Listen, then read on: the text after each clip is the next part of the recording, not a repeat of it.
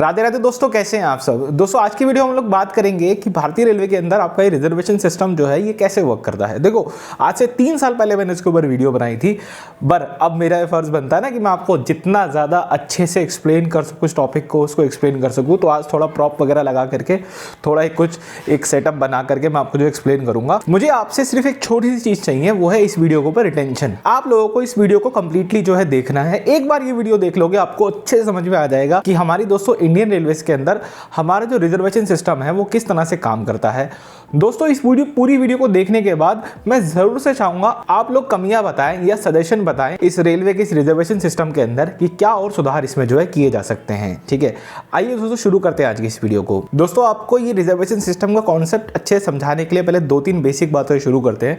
सबसे पहले आपको पता होना चाहिए कि रेलवे के अंदर ARP क्या होता है। इसका फुल फॉर्म होती है एडवांस रिजर्वेशन पीरियड। दोस्तों इसका मतलब ये होता है कि अपनी डेट ऑफ जर्नी से कितने दिन पहले अपनी जो है टिकट बुक कर सकते हैं, और रेलवेज के अंदर ये होता है 120 डेज। लेकिन एक्सेप्शन टू दिस रूल, कुछ ट्रेनों के लिए ये ARP होता है वो डिफरेंस होता है। तो आप किसी पर्टिकुलर ट्रेन पे ला करके कोट मत करने लग जाना, मैक्सिमम ट्रेन के लिए 120 डेज होता है। अब दोस्तों बात करते हैं कि आपको ये कॉन्सेप्ट पता होना क्यों जरूरी है। क्यूरियोसिटी आपके अंदर थोड़ी सी डेवलप करवाते हैं। आप अगर इस ARP के ऊपर आज से 120 दिन आगे जाकर के कुछ ट्रेनों की अवेलेबिलिटी को चेक करने की कोशिश करेंगे तो आपको एक हैरानी होगी। वो हैरानी क्या होगी मैं आपको बताता हूँ। एक ट्रेन है कर्नाटक एक्सप्रेस 12628, मेरी फेवरेट गाड़ी।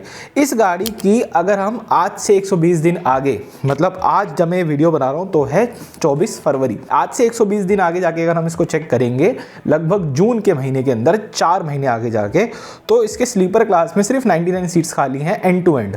आप खुद सोच के देखो, इस गाड़ी में 7 स्लीपर के डब्बे हैं।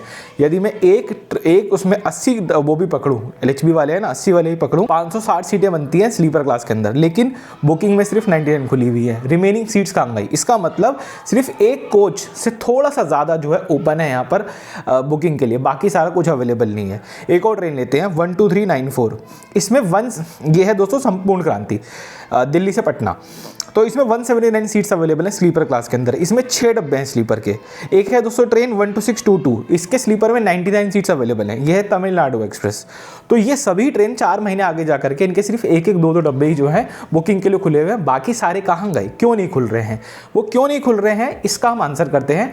रेलवेज का सिस्टम के अंदर बहुत सारी जो है चीज़ें बनी हुई हैं, और इससे आपको ना काफ़ी सारी चीज़ें क्लियर भी होंगी जब अपनी टिकट बुक कराएंगे उसको लेकर के। तो थोड़ा सा स्क्रीन को जो है चेंज करते हैं और आते हैं मेरे प्रॉप की तरफ। ये जो आप देख सकते हैं, ये एक बड़े से डब्बे के अंदर मैंने चावल लिए हैं, और इन चावल का मतलब ये है कि आप ही समझ सकते हो ये सारी टोटल नंबर ऑफ सीट्स हैं एक ट्रेन के अंदर अवेलेबल। ठीक है, जैसे एग्जांपल मानो एक ट्रेन में 10 स्लीपर के डब्बे हैं तो 800 सीटें वो हो गई।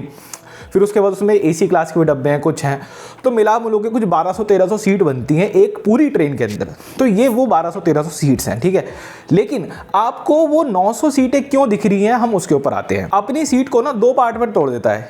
एक तोड़ता है वो जनरल पब्लिक के लिए, और एक तोड़ता है वो कोटे वालों के लिए। ठीक है, तो 2 मिनट के लिए हम जनरल पब्लिक वाला ये जो हमारा ये है पॉइंट है। ठीक है दोस्तों, तो इस वाले क्लास को अभी के लिए हम लोग खाली रखते हैं, और हम इसके सबसे पहले जो है सीटें भरते हैं आपकी तत्काल कोटे वालों के लिए। पूरा कब भर रहा हूँ तत्काल के लिए, तो ये जो है आपका तत्काल हो गया।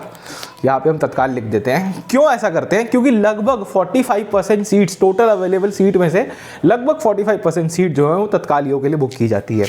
इसके बाद दोस्तों आते हैं हमारे सीनियर सिटीजन लोग, इनके लिए भी कुछ ना कुछ सीटें बुक की जाती हैं, तो इनके लिए भी हम थोड़ी कम, ठीक है, लगभग इतनी सीटें हम जो हैं सीनियर सिटीजन वालों को भी दे देते हैं।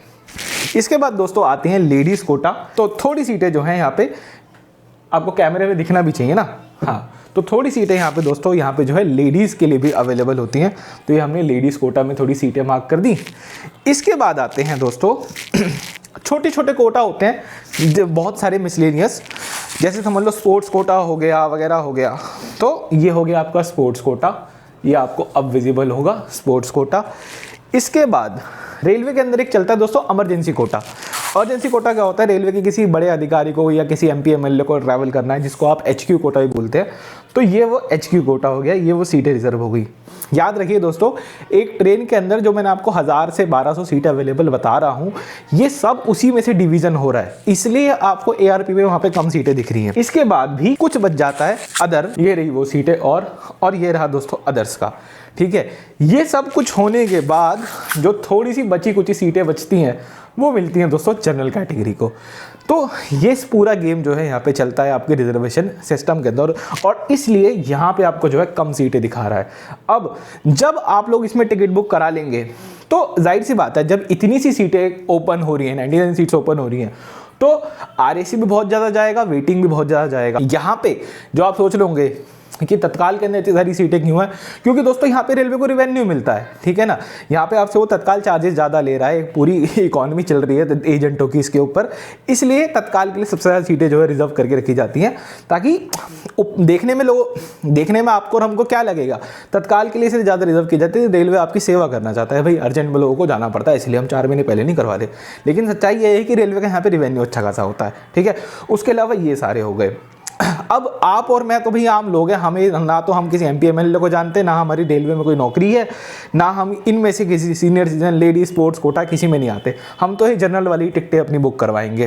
तो हमारे साथ क्या होता है कि हम इसको जब कंज्यूम करते हैं, थोड़ी सी जो सीटें, हमारी टिकटें चली जाती हैं वेटिंग और RAC के अंदर। मान लो जब चार्ट बनता है तो मान लो तत्काल कोटा पूरा भर गया, सीनियर सिटीजन कोटा कुछ नहीं हुआ, अदर्स कोटे में से बच गई, अमर हेडक्वार्टर कोटे में से बच गई, इनमें से जो भी सीटें बच जाती हैं वो आपको दे दी जाती हैं यहाँ पे रिजर्वेशन वालों को, मतलब वेटिंग वालों को।